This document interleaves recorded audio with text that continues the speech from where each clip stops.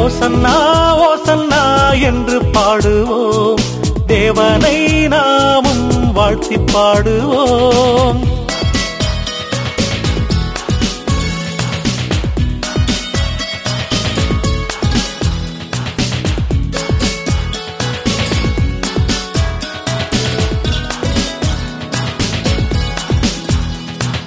Christmas இன்பம் தந்தீரே ஓசன்னா, துன்பம் எல்லாம் நீக்கினீரே ஓசன்னா. கிறிஸ்மஸ் இன்பம் தந்தீரே ஓசன்னா, துன்பம் எல்லாம் நீக்கினீரே ஓசன்னா.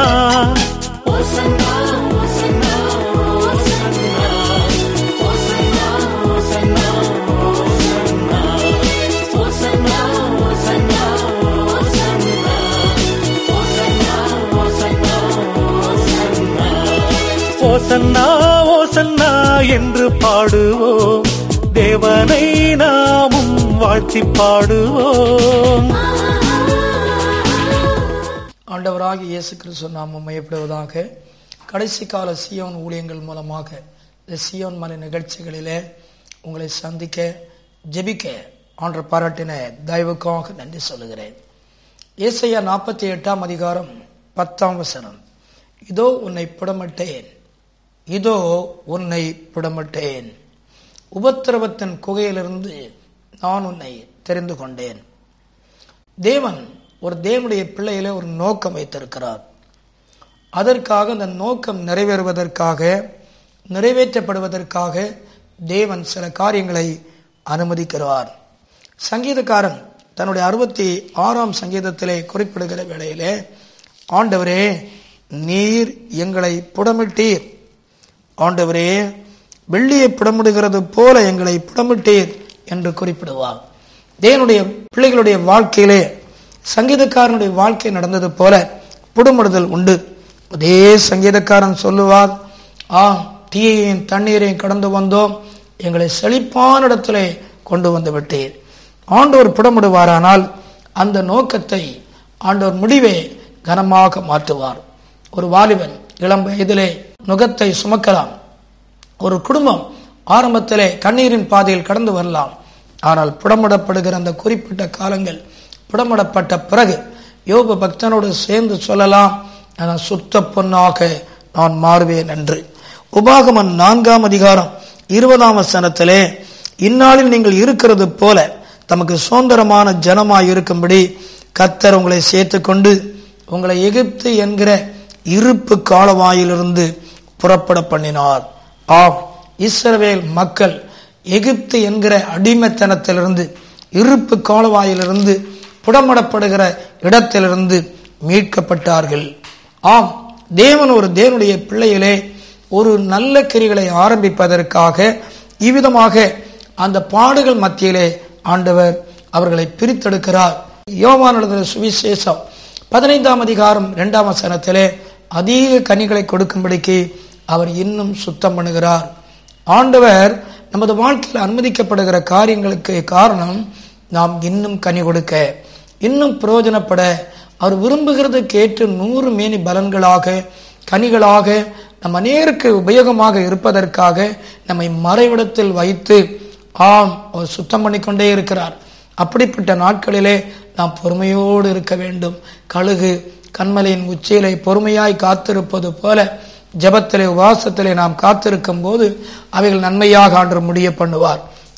பாடுகளை கடந்து வந்தவர்களுக்கு தெரியும், பாடுகள் முடிவிலே எவ்வளவு மாற்றங்கள் எனக்குள்ளே வந்திருக்கிறது, என் வாழ்க்கையில் நடந்தது என்று அறிந்து கொள்ள வேண்டும். எபிரேயரின் புத்தகம் 5 அதிகாரம் அதனுடைய 8 ஆண்டவர் இயேசு கிறிஸ்துவை குறித்து நாம் வாசிக்கிறோம். அவர் குமாரனாய் இருந்தும் பட்ட பாடுகளினாலே கீழ்ப்படுதலை கற்றுக்கொண்டார். அருமையானவர்களே, பாடுகளை நாம் கடக்கும் போது அவைகள் நமக்கு வேதனைகளாக இருந்தாலும் அவைகளிலே ஒரு கீழ்ப்படுதலை ஆண்டவர் கொடுக்கிறார். என்ன வந்தாலும் நான் சகிக்க ஆயத்தம், எவைகள் வந்தாலும் நான் பொறுமையோடு இருக்க ஆயத்தம் என்கிற ஒரு கீழ்ப்படுதலை ஆண்டவர் கற்றுக் கொடுக்கிறார். சங்கீதம் 66:12 தீயையும் தண்ணீரையும் கடந்து வந்த சோதனையில் கடந்து வருகிற ஒரு பிள்ளைக்கு ஆசீர்வாதத்தை கொடுக்கிறார். அருமையானவர்களே, பாடுகள் முடிவுதான் யோபுக்கு ஆசீர்வாதமாக இருந்தது. பாடுகள் முடிவில் தான் யோசேப்புக்கும் ஆசீர்வாதமாக முடிந்தது. பாடுகள் முடிவில் தான் இஸ்ரவேல் ஜனங்கள் கானானுக்கு போனார்கள். இன்றைக்கு பாடுகளை நீங்கள் கடந்து வந்தது உண்மையானால் இந்த வருடத்தினுடைய ஆரம்ப நாட்களிலே கர்த்தர் உங்களுக்கு ஒரு பெரிய ஆசீர்வாதத்தை ஒன்று வைத்திருக்கிறார். 105ஆம் சங்கீதத்திலே விலங்கு போட்டு ஒடுக்கினார்கள் என்று வாசிக்கிறோம். 18 முதல் 22 வசனங்களிலே யோசேப்பை குறித்து நாம் வாசிக்கிறோம். விலங்கு போட்டு அவனை ஒடுக்கினார்கள். ஆனால் அதனுடைய முடிவு என்ன? அதிகாரத்தினாலே பிரபுக்களுடைய கட்டுகளை அவிழ்க்கவும் கட்டவும் அதிகாரம் கொடுத்தார். அருமையானவர்களே, நாம் மற்றவர்கள் மேல் அதிகாரம் செலுத்த வேண்டுமானால், இந்த அதிகாரத்துக்கு உரியவளாக மாற வேண்டுமானால், இந்த பாடுகள் வழியாக கடந்து வருகிற ஒரு அனுபவம் உண்டு என்று நாம் அறிய வேண்டும். சாத்ராக், மேசாக், ஆபேத்நேகோ அக்கினி சூளையில் போடப்பட்டார்கள். அதனுடைய முடிவு என்ன தெரியுமா? ஆண்டவருக்கென்று விசுவாசமாயிருந்த 3 வாலிபர்களும் ஆண்டவர் மேல் வைத்த நம்பிக்கையினால் விடுதலை பெற்ற போது ராஜா அவர்களை மாகாணங்களுக்கு தலைவர்களாக ஏற்படுத்தினார். அருமையானவர்களே, தேவன் உண்மையாக பாடுகளை கடந்து வருகிற இந்த 3 வாலிபர்களைப் போல இருக்கிற உங்கள் வாழ்க்கை இருந்தாலும் கர்த்தர் உங்களை கைவிட மாட்டார். உங்களை அதையே ஒரு அதிகாரத்துக்குரிய உயர்வுக்குரிய வழியாக ஆண்டவர் மாற்றுவார். உபாகமம் 8ஆம் அதிகாரத்தினுடைய 2-3 வசனங்களை நாம் வாசிக்கிற வேளையிலே இஸ்ரவேல் ஜனங்கள் பசியினால் குறைவுள்ளவர்களாக நெருக்கப்பட்டார்கள் என்று நாம் பார்க்கிறோம். ஆனால் அவர்களை உணர்வுள்ளவர்களாக ஆண்டவர் உருவாக்கி இருக்கிறார்.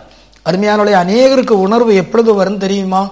சில பாடுகளை கடந்து வரும்போதுதான் பிறரை குறித்த ஒரு உணர்வு, சிறுமையானவர்களை குறித்த உணர்வு, கஷ்டப்படுகளை குறித்த ஒரு உணர்வை அவள் பெற்றுக்கொள்கிறார்கள். இன்றைக்கு உணர்வுள்ள ஒரு அனுபவம், ஐயோ பாவம் செய்யக்கூடாதே என்ற உணர்வு, ஆண்டவர் நேசிக்க வேண்டுமே என்ற உணர்வு எப்பொழுது வந்தது தெரியுமா? சிறுமையின் மத்தியில் கடந்து வந்ததினாலே.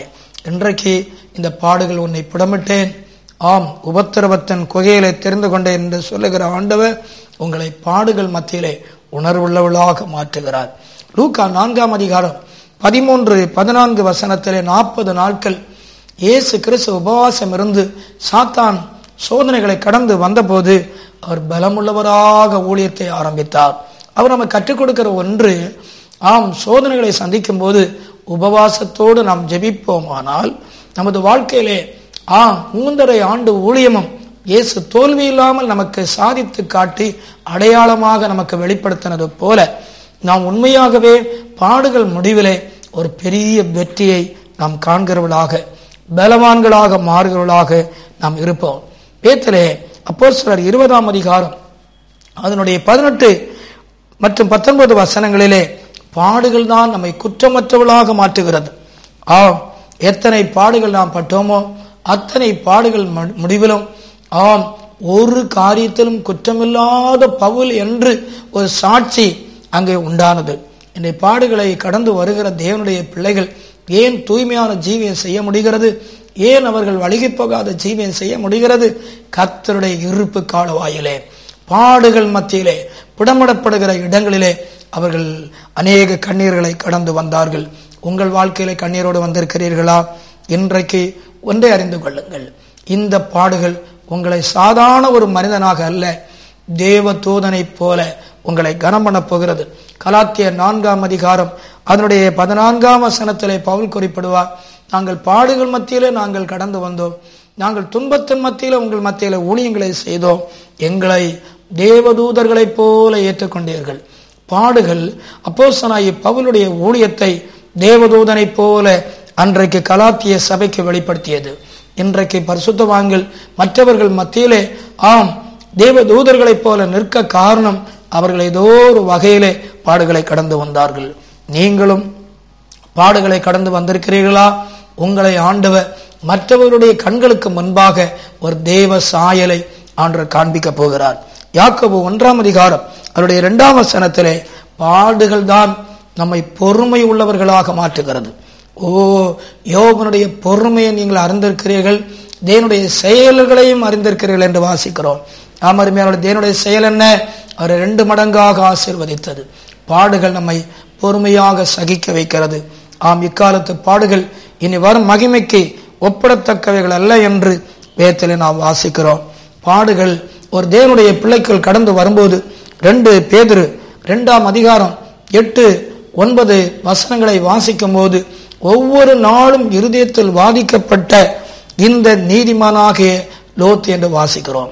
பாடுகள் தான் நம்மை சுத்திகரிப்புக்கு நேராக நடத்துகிறது, தூய்மைக்கு நேராக நடத்துகிறது. வேதத்திலே வாசிக்கிறோம் எபிரேயர் 2:18 இந்த பாடுகள் நமக்கு மற்றவர்களுக்கு உதவி செய்கிற ஒரு பாத்திரமாக தேவன் மாற்றுகிறார். வேதத்திலே வாசிக்கிறோம் பவுலை குறித்து அப்போஸ்தலர் 9ஆம் அதிகாரம் 15-16 வாசிக்கிறோம், எவ்வளவாய் பாடுபட வேண்டும் என்று அறிந்திருக்கிறேன். ஆம், அப்படிப்பட்ட பவுல் எல்லாருக்கும் ஒரு புறஜாதிகள் மத்தியிலே தேவனுடைய கருத்தில் ஒரு பாத்திரமாக மாறினார். இன்றைக்கு புடமிடப்பட்டிருக்கிறீர்களா? உபத்திரவங்களை சந்தித்திருக்கிறீர்களா? நீங்கள் பயப்பட வேண்டிய அவசியம் இல்லை. தேவன் உங்களை ஒரு பாத்திரமாக மாற்றுவார். தேவன் உங்களை புகழ்ச்சியாக மாற்றுவார். தேவ சாயலை உங்கள் வாழ்க்கையில வெளிப்படுத்துவார். நீங்கள் தெய்வீக பலவான்களாக மாறுவீர்கள். ஆண்டவர் உங்களை ஆசீர்வதிப்பார். நாம் ஜெபிப்போமா? எங்கள் அல்ல ஆண்டவரே, பரலோகத்தின் பிதாவே, உன்னை புடமிட்டேன் வெள்ளியை போலல்ல என்று குறிப்பிட்டீரே. இன்றைக்கு பாடுகள் மத்தியில் வந்திருக்கின்ற நம்முடைய பிள்ளைகள் பலவான்களாய் மாறுவார்களாக, தேவ சாயலை பெறுவார்களாக, உபயோகமுள்ளவர்களாக மாறுவார்களாக, உம்முடைய ஆசீர்வாதத்தின் பாத்திரங்களாக இவர்கள் மாறுவார்களாக. இன்றைக்கு என்னென்ன பாடுகள் கண்ணீர்கள் இருக்கிறதோ அவைகளுக்கு ஒரு முடிவை உண்டாக்குவீராக. உன் துக்க நாட்கள் முடிந்து போகும், இனி உன் சூரியன் அஸ்தமிப்பதில்லை என்று சொன்ன வார்த்தையின்படி இன்றைக்கு அவருடைய பாடுகள் நீங்கி அவளுக்கு ஒரு சந்தோஷத்தை உண்டாக்குவீராக. சரீரங்கள் நோய்கள், குடும்பத்தில் பண பிரச்சனைகள், தொழில் நஷ்டங்கள் பாதிக்கப்பட்டு பாடுகளில் வருகிறவர்களுக்கு ஆண்டவரே ஒரு செழிப்பை கொடுப்பீராக. நீர் அவர்களை பலவான்களாய் மாற்றி அநேகருக்கு நன்மை செய்கிற ஆசீர்வாதத்தின் பாத்திரங்களாய் கரத்தில் எடுக்கிறதற்காக நன்றி. நீர் அவளை ஆசீர்வதித்ததற்காக உமக்கு நன்றி. இயேசு நாமத்தில் பிதாவே, ஆமென். ஆண்டவர் உங்களை ஆசீர்வதிப்பார்.